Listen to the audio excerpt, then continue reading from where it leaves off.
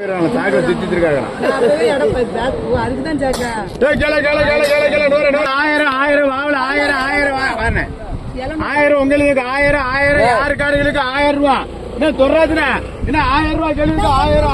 800 850 900 என்ன தொடாது 900 ரூபாய் 910 ரூபாய்க்கா 950 80 1000 ரூபாய் அக்கா அக்கா அக்கா அக்கா உலகத்துல நீங்க நல்லா இருக்கு